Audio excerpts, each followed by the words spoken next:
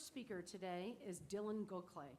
He entered Columbus Academy in pre-kindergarten. He has twin siblings, Jay and Lena, who graduated in 2020, and he has a brother, Arjun, who graduated in 2023.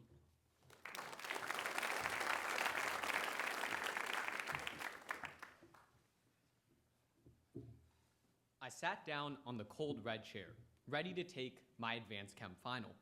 For the 2 weeks prior to the exam, I studied 30 minutes each day, making sure I was more than ready to destroy this test. Dr. Stegg creaked open the squeaky science room door, holding the exams in his hands.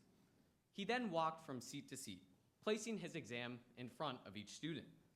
Once he got to my desk, I saw the glare in his glasses, and immediately all the knowledge I had accumulated somehow trickled out of my head. I scrambled through the exam, frantically guessing on almost every multiple choice question. After 2 hours, he came into my exam room and collected each test.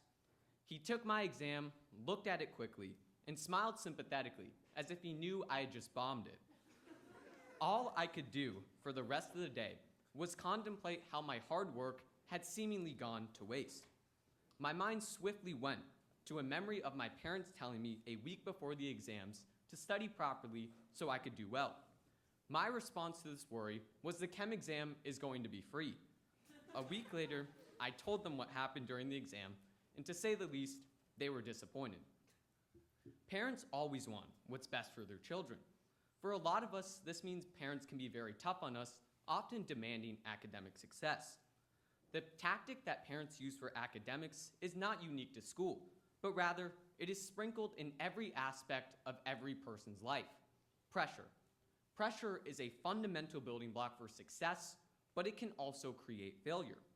To me, it seems like pressure is more likely to produce failure than success, but if I'm being honest, it's also easier to remember the negatives that pressure has created in my life than any of the positives.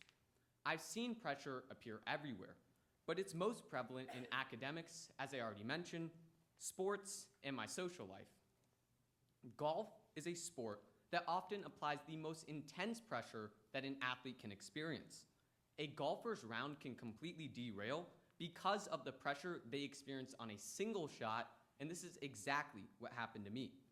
There are many examples of this experience, but the most memorable one is from a match versus my brothers. The first 9 holes were an every man for himself match, and I was dominating. I won every hole we played in a clean sweep, and my ego was inflated.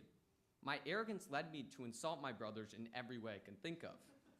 They finally had enough and suggested a 2v1 for the last 9 holes, them versus me. Blinded by my overconfidence, I eagerly accepted the challenge. Despite my early lead, my brothers began to pull away. They won 4 holes in a row, making the score 3-4. My brothers were now winning, but worst of all, I felt the pressure building. If I didn't win the next hole, the match would be over.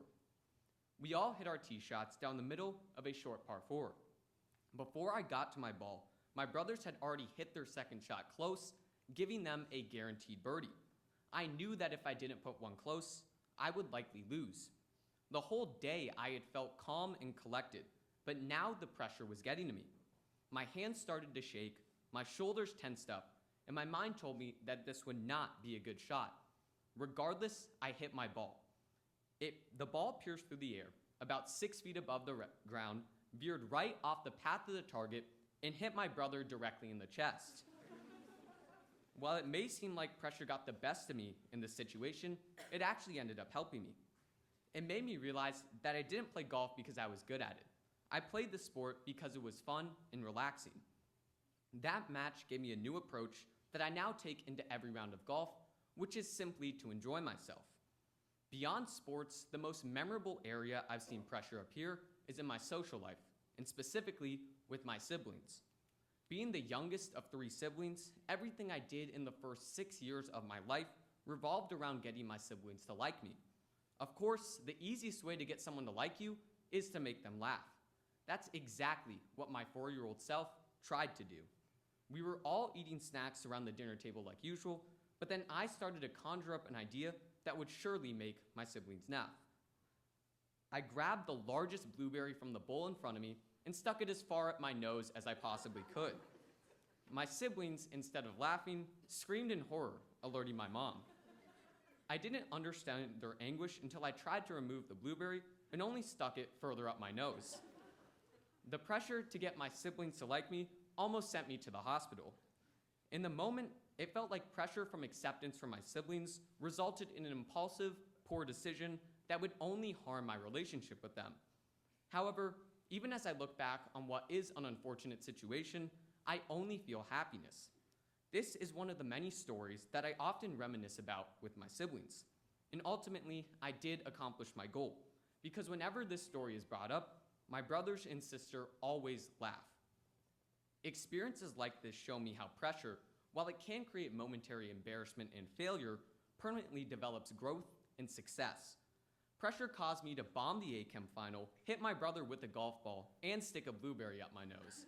However, these are all in the past. Now I know how to manage anxiety, stay relaxed in stressful situations, and not make dumb social decisions. And it's all because these characteristics were sculpted by pressure. Embrace pressure rather than running from it, because even in moments where it feels like you're crumbling under it, the reality is that your best, most successful self is being built. Thank you.